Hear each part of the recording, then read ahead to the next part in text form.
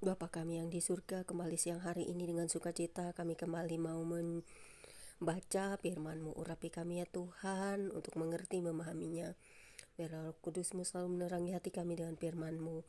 Dan Tuhan, terima kasih atas hari yang Kau beri hari ini, hingga kami selalu boleh bersukacita mengerjakan semua aktivitas kami hari ini dengan berkat dan penyertaan dan perlindungan-Mu. Terpujilah Engkau Bapa, di dalam nama Yesus Kristus Tuhan dan Juru Selamat kami. Kami sambut firman-Mu siang hari ini dengan sukacita. Amin. Pembacaan firman Tuhan Alkitab kita pada siang hari ini terambil dari kitab 2 Timotius 2 ayat 1 hingga dengan ayat yang ke-26 dan 2 Timotius 2 ayat 1 hingga dengan ayat yang ke-13 dengan perikop panggilan untuk ikut menderita yang berbunyi demikian. Sebab itu, hai anakku, jadilah kuat oleh kasih karunia dalam Kristus Yesus. Apa yang telah engkau dengar daripadaku di depan banyak saksi, percayakanlah itu kepada orang-orang yang dapat dipercayai, yang juga cakap mengajar orang lain. Ikutlah menderita sebagai seorang prajurit yang baik dari Kristus Yesus. Seorang prajurit yang sedang berjuang tidak memusingkan dirinya dengan soal-soal penghidupannya, supaya dengan demikian ia berkenan kepada komandannya.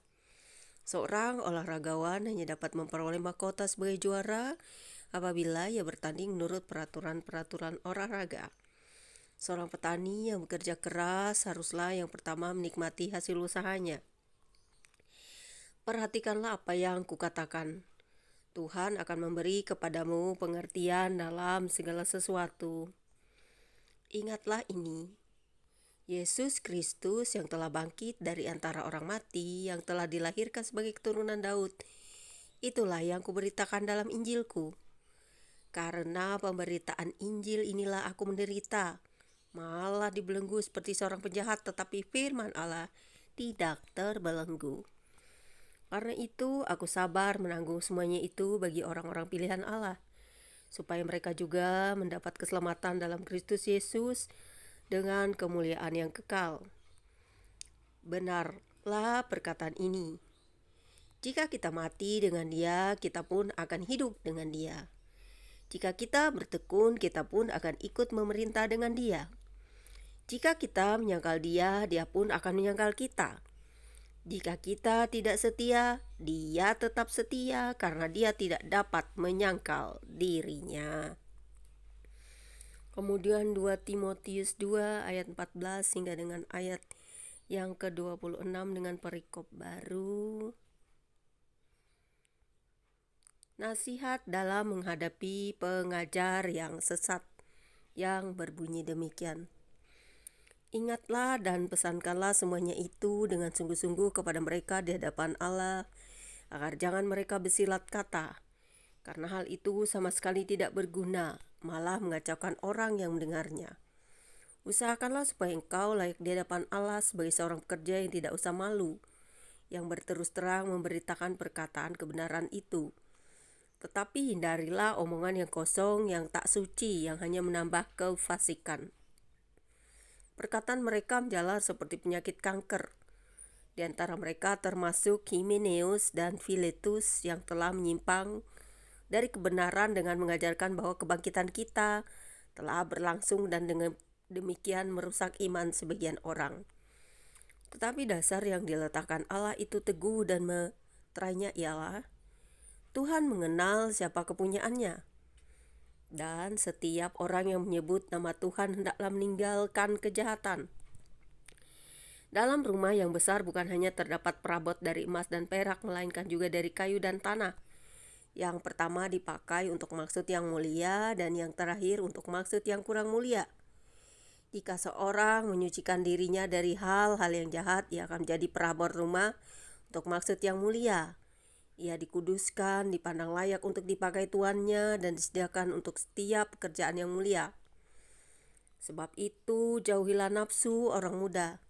Kejarlah keadilan, kesetiaan, kasih, dan damai bersama-sama dengan mereka yang berseru kepada Tuhan dengan hati yang murni. Hindarilah soal-soal yang dicari-cari, yang bodoh dan tidak layak. Kau tahu bahwa soal-soal itu menimbulkan pertengkaran. Sedangkan seorang hamba Tuhan tidak boleh bertengkar, tetapi harus ramah terhadap semua orang. Ia harus cakap, mengajar, sabar, dan dengan lemah lembut dapat menuntun orang yang suka melawan. Sebab mungkin Tuhan memberikan kesempatan kepada mereka untuk bertobat dan memimpin mereka sehingga mereka mengenal kebenaran. Dan dengan demikian mereka menjadi sadar kembali karena terlepas dari jerat iblis yang telah mengikat mereka pada kehendaknya.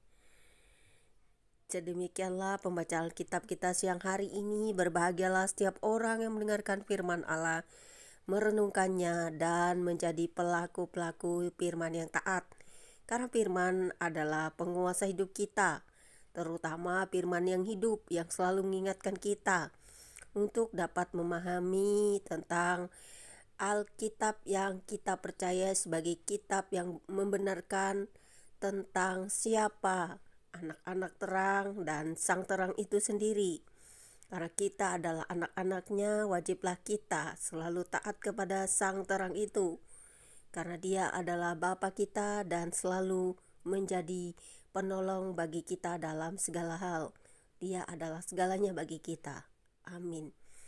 Demikianlah pembacaan Alkitab kita. Tuhan Yesus memberkati. God bless you all.